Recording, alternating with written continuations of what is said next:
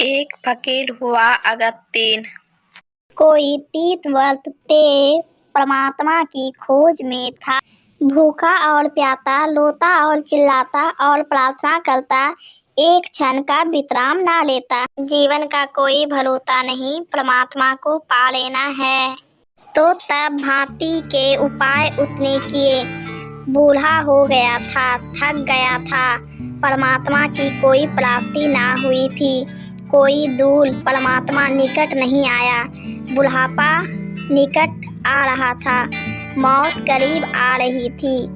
उतने ही प्राण और चिंतित होते जाते थे।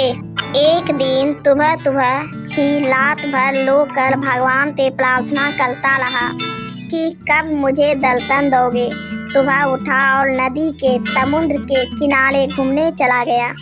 सूरज उगने को था, किनारा एकांत था, समुद्र का कोई भी वहां ना था। थोड़ी दूर चलने पर एक छोटा सा बच्चा उसे खड़ा हुआ दिखाई पड़ा। एक चट्टान के पास बहुत चिंतित, बहुत परेशान वह बच्चा बैठा था। अगस्तीन ने पूछा, तू किस लिए इतना परेशान है? इतने सुबह इस अकेले समुद्र के किनारे क्यों चला आया? उस बच्चे ने अपने कंधे पर एक झोली टांग रखी थी। उस झोली में से एक बर्तन निकाला, छोटा सा बर्तन, और उसने कहा, मैं परेशान हूँ।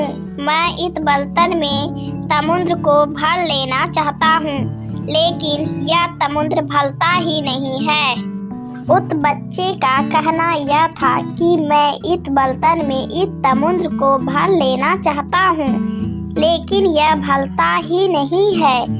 और जैसे अगस्तीन के कोई बंद द्वार खुल गया और वह एकदम जोर से हंसने लगा और रोने भी लगा। तो उस बच्चे ने पूछा कि आपको क्या हो गया है?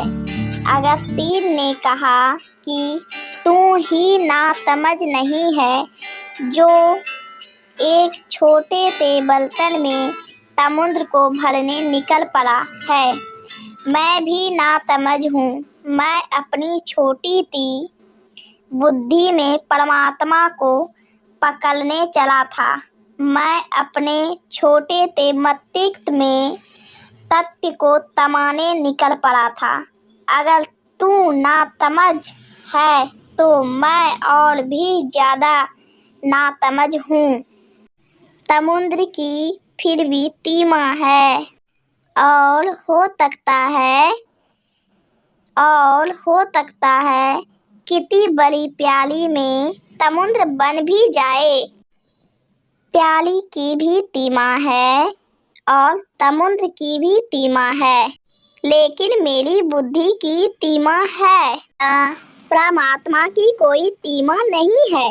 मैं तुझसे भी ज्यादा नासमझ रहा। 30 वर्ष मैं पागल था कि मैं ईश्वर को जानने चला था। 30 वर्ष मैंने गमाए, रोया और चिल्लाया और पीड़ित हुआ।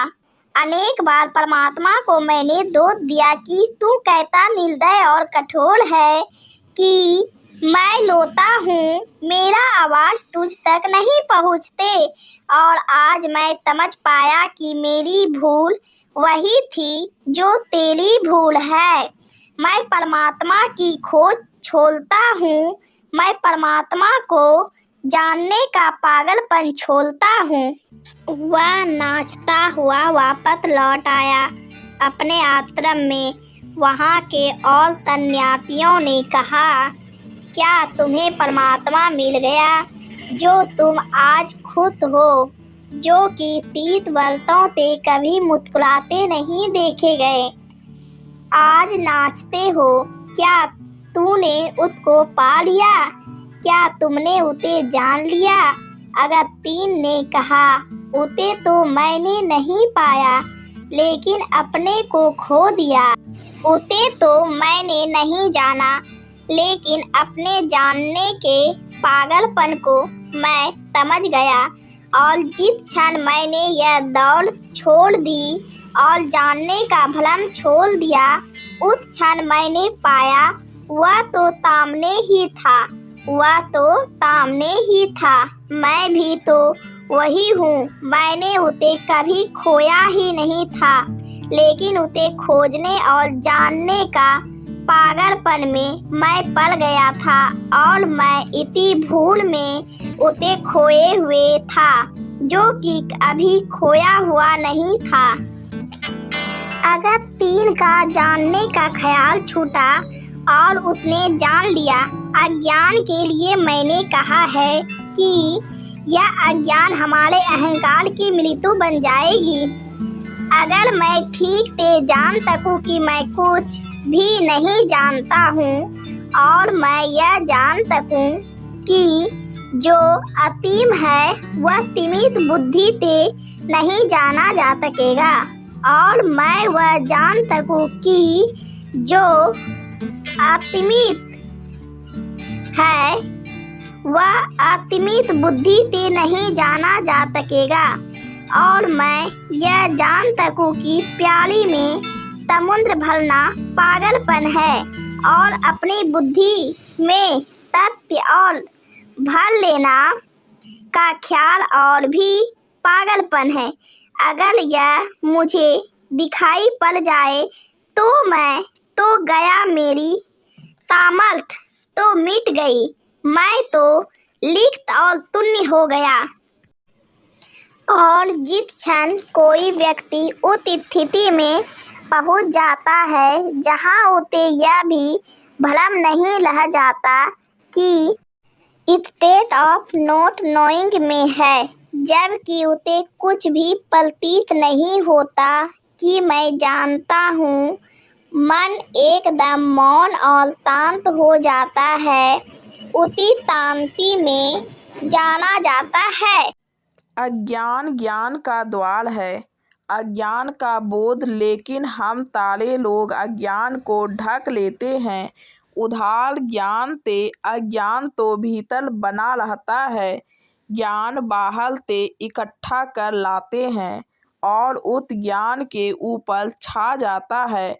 हमारा अज्ञान के ऊपर ऐसे अज्ञान को भीतर छिपा लेते हैं। आप जानते हैं ईश्वर है भीतर, अगर झांकेंगे तो पता चलेगा कि जानता हूँ, लेकिन अगर बुद्धि से पूछेंगे तो बुद्धि कहेगी हाँ ईश्वर तो है, किताबों में लिखा है।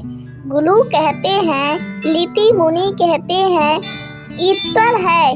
जब तक कोई और कहता है ईश्वर है, तब तक कोई और कहता है, तब तक आपके लिए ईश्वर नहीं है। जिस दिन आपके प्राण जानेंगे उसी दिन होगा, उसके पहले नहीं हो सकता।